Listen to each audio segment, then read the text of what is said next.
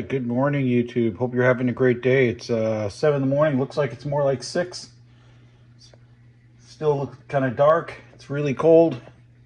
It's going to rain today, but we're going to go ahead and we're going to throw this meat on in the barbecue. We're going to wrap it up. I got it spiced, and we're going to work on the BMW X5. We're going to light up a few lanterns to keep us company. Change out some oxygen sensors, hopefully, and a couple other components. All right, God bless you all, and let's get this in the barbecue, and we'll see you in a little bit. All right, good morning. All right, well, we got the AGM put back together, and see where that little blue dot is? That's where that stress crack is. So we don't have no leaks or nothing. It's raining, so we're doing good here. We'll light up a couple lanterns. I got to work on the BMW X5. Let's open that up so we can get a little bit extra heat going. We got the barbecue going here. Ooh, that's nice and warm. Ooh, that feels good. Ooh, very cold. Let's see here, I can get that. Where'd it go here? Stick in there.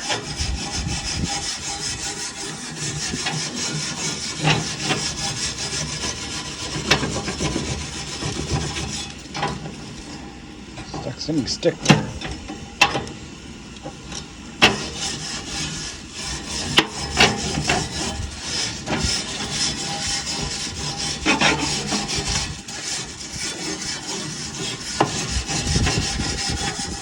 think we're going to get a hamburger on here before I start working on the X5 because it's cold. I need a little extra energy. Let me go get a burger or two here. All right, we got the barbecue. Got the hamburgers on here. I really like this Traeger blackened Saskatchewan rub. It's got garlic and other signature spices in it. It's really good. So we got that going right now. We get these going. We got some tri-tip in here that's all spiced up. So yeah, we got a lot of stuff going on today. Right now we're going to try to get the oxygen sensors swapped out, the downstream sensors. They're kind of rusted in there. I'm going to have to hit them up there with some fire, with the torch. Hopefully we can break those loose. It's raining right now, but we're going to get it done. All right, God bless you all. We'll bring you back a little bit. All right, well, this burger came out pretty good. Did a double 2 patties. Got kind of like a bro-ish bun or whatever you want to call it. Some ketchup, mayonnaise, mustard. Got our Tim Horton coffee.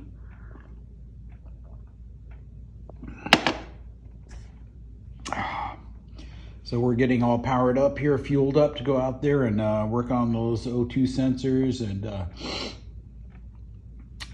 change out a few other little parts on that X5. Get it all up to snuff here for smog. So yep, I'll go check on the lantern here in just a moment, and we're going to light up 2 more lanterns so we have a little bit more light and heat, and get started. All right, God bless y'all. All right, well, we are getting ready here to get this these 2 O2 sensors replaced. So this lantern here is doing good, the AGM 2572.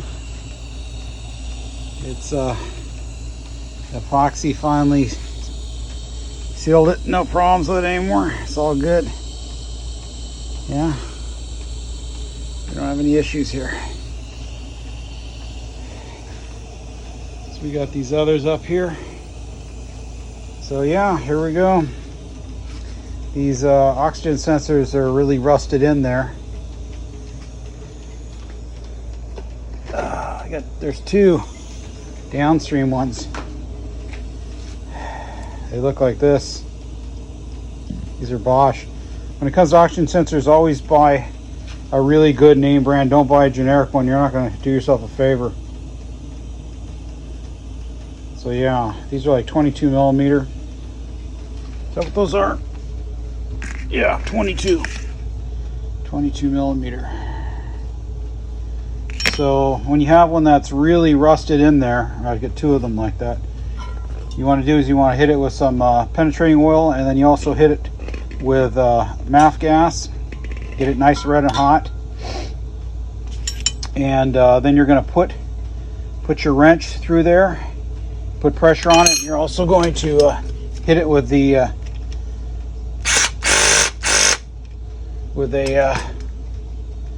one of these, like well, it's not air chisel, electric chisel. Helps vibrate the thing loose. So yep, I'm gonna get to it. All right, God bless y'all. All right. All right. Well, trying to get that O2 sensor right there out. The other one came out fine. Where's the other one at now? Can't see it right now. Jeez. But anyway, yeah, when it's under here, it's hard to see anything. All right, let me get back at it here. All right. Well, we got it out. I tell you, that thing, it was hard to get out. But I'll tell you that I think the best thing I can tell you, besides obviously liquid wrench or one of the other hardcore lubricant penetrating oils, is one of these things here. This thing has saved me so many times. That impact.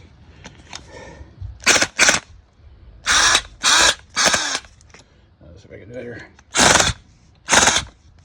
Yeah. It has really saved me a bunch of times. One time I had a CV joint axle shaft when I was changing the transmission on a little Mini Cooper, and it was stuck in the transmission. Nothing would get out. I mean, there's nothing, and it's really tight. And I was able to put some pry bars in to apply pressure at like 2 different places on that shaft, pressing it out and then kind of locking them in place so there's pressure applied. And then I was going to the car with the this particular electric hammer and zapped it with it, and it just instantaneously zip came right out. It's like that's all it needed. It just needed that. And the same thing with this thing. Without this when I apply pressure with the, well, it's a different socket. It's actually that black socket that uses a socket attachment. It gets in really hard places and it splits so it can go through the cable, but it still has a really tight grip on the threads. Well, not threads, but on the surface there where it's gripping to remove the nut or whatever you want to call it. But so I applied pressure. I hit it with the torch. I put liquid wrench. I zapped it with this thing, vibrating it, which helped, and then I applied pressure with the wrench on it, and then zapped it with the hammer chisel at the same time while I'm applying pressure, and then zzz, there it goes. So yeah, you got to buy this tool if you work on your car or have anything like that where you get rusted on stuff. I'm telling you, this thing is a lifesaver. Without this, I would have been under there for hours screwing with it, with the torch and with the wrench and all kinds of stupid things, maybe a screwdriver and a hammer. I mean, I'm telling you, this tool right here, I don't care what brand you get, or if you have it as an air chisel, it is a lifesaver. You got to have it. Anyway, we got the new, the last O2 sensor out. We replaced the other one, post cat sensor. I did the pre-cat sensors about a year ago. It's just taken me this long to finally come around and do this, because I knew it was going to be a hard job. And the car was acting okay, but now it's like when it's normally, I don't get any check engine lights, but it's like when it gets really cold, like 40 degrees under or whatever, then it sets it off, and then the car's warm, you drive it a couple times, it'll turn itself off, but it doesn't like the cold weather. But fortunately, it's hampering my my smog check that I got, because I've got to reset all the emission readiness flags. So I got to replace these last two ones. They really need it. And then there's a DISA valve. It's a flat valve that goes in the intake manifold. I got a new one of those just in case that one's leaking. And then I've got a Bosch manifold airflow sensor. It's the one that goes right on your air cleaner, to replace that one. But everything else is pretty good. And then if we'll see how it does. Worst case scenario is I have to smoke test it with I got a smoke tester. I used baby oil in a canister, and I use a little air compressor, blow the air in and look for leaks. I don't think I have any leaks, because normally this car runs just fine. But these definitely needed to replace. We're what are we at on this car? We're about 128,000. Is that what? No, is that no? It's more than that. It's 100. It's almost 150. Yeah. So it's at that point. But you can see it's like, it looks like it's just had some time there. All right, let me get it done. We'll talk to you later. All right. Well, it is raining out there, and it's cold. I relit this one here. I got myself in a situation now where I can go ahead and put the lanterns back. I took them down for safety because I was crawling up there. So I can still crawl up there, but I only have one on this side, and I picked the brightest one. So I got to go under the car one more time. This little springy brackety thing holds the O2 sensor wiring harness cables to the frame so they don't get melted on the exhaust. Got to do that, and then after that, we're down to putting this air box back in place, and then going and screw the washer fluid reservoir back down. It's got 2 screws, and then just putting the covers back on for the over the fuel injection and over the valve cover, over the coil packs and spark plugs. After that, we're going to change out the Bosch unit here with another Bosch unit, and then we're going to right under here, in here, there is a flap, a valve. It's called the DISA valve, and it has like a rubber O-ring and thingamajig around it, but nevertheless, it can be a source of vacuum leaks.